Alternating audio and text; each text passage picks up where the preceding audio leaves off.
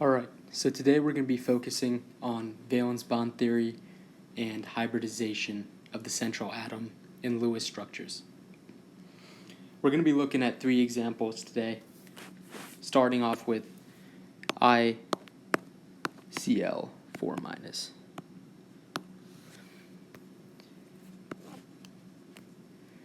For ICl4-, we draw our typical Lewis structure, where I is in the middle. We can draw our chlorines over here around the iodine. And obviously we must add the electrons.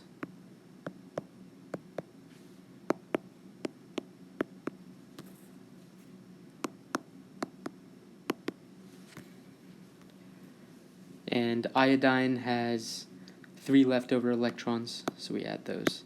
And obviously then minus charge gives another electron to the iodine. So in order to find the hybridization of this molecule, we need to count the groups within the central atom. By groups I mean lone pairs such as this one, and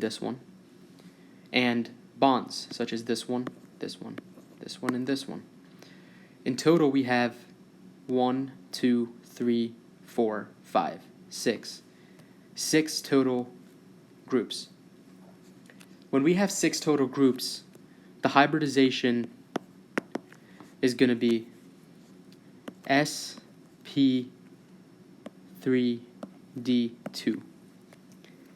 And why is that? Because the s orbital has only 1. P has 3. And in order to acknowledge our electron groups and our bonds, when we count them, we must act like addition. So since S can only carry 1, P can carry 3, so we must fill that P in. That adds up to 4. We need 2 more, so now we need to move on to D and add 2. 3 plus 2 plus 1 equals 6.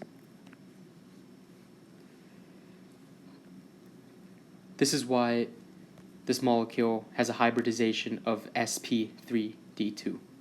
You can draw the 1 over here, or you can just leave it as S. It doesn't matter.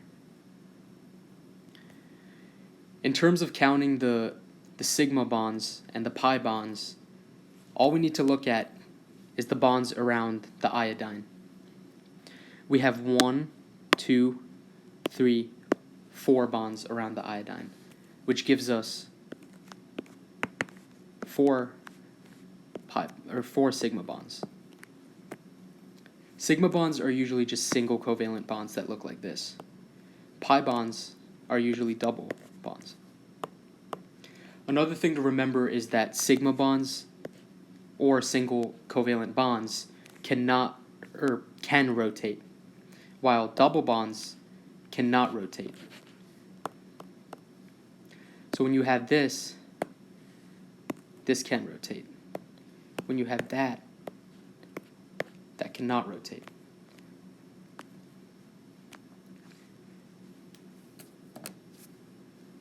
Now let's move on to acetaldehyde. Acetaldehyde is, the chemical compound is CH3COH. It has that COH group that can indicate when we draw our Lewis structure. So this first carbon is going to have 3 hydrogens around it. Then that's going to be bonded to another carbon. And this is a very important factor to remember. Some people may think that the CO is going to be bonded together, which is true. But then you may add the H. That leaves the carbon having 2 extra electrons and this oxygen having that. The octets are pretty much complete, but since we have a COH group, And the carbon is always the best central atom and tends to bond with 4 different things. Instead of adding the hydrogen with the oxygen, we must bond it to the carbon. So let's start that over. So we can bond this carbon to this carbon and bond this oxygen over here and a hydrogen right here. And this oxygen is left over with 5 electrons. This carbon is left over with 1 electron since carbon has 4 valence electrons. And this hydrogen is left over with none since it has 1. So when we have 2 lonely electrons, as we talked about in the last video, they can often come together to make a double bond. So that this carbon electron and this oxygen electron can make a double bond right here. And that's acetaldehyde. Now carbon has its complete octet. All of the carbons do. In terms of finding the hybridization, what we can do is we can look at this carbon first. And we can call it carbon A. For carbon A, it has 4 hydrogens, or 3 hydrogens and 1 carbon bonded to it.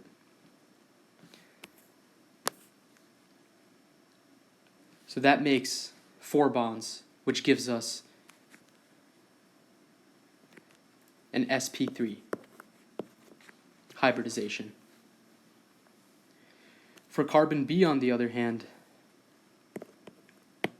our hybridization would be it has this electron group, this, and that. So it has 3. So it should be sp2. And double bonds count as 1 group.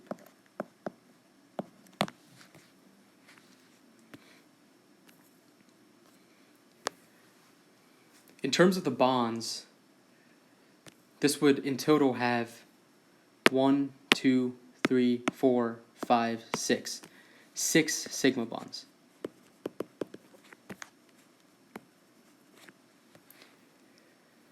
But don't forget about the pi bond over here, the double bond. So in terms of pi bonds, it would have 1 pi bond.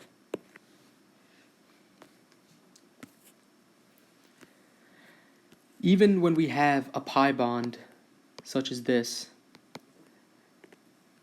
and I tried my best drawing this in a 3D way, we have a sigma bond wedged in between.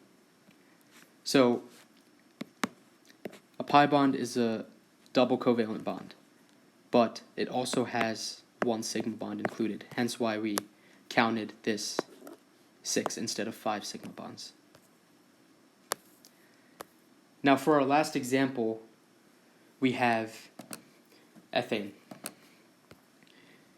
which is C2H4.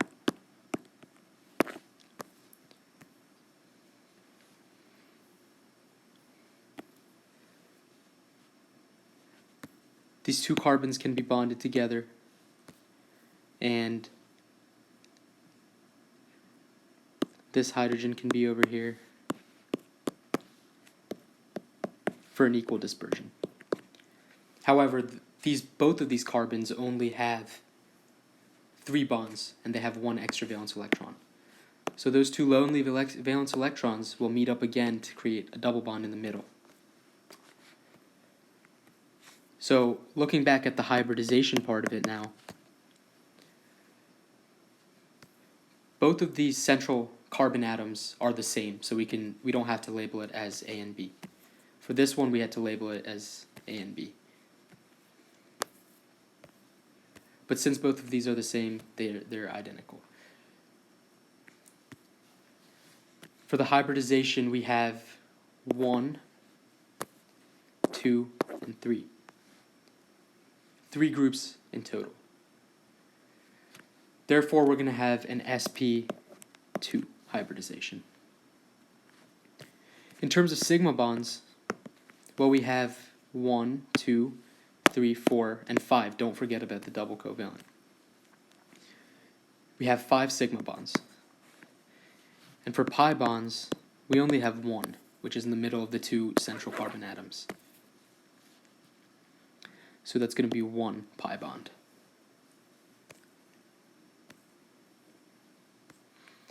And this is the valence bond theory and also hybridization.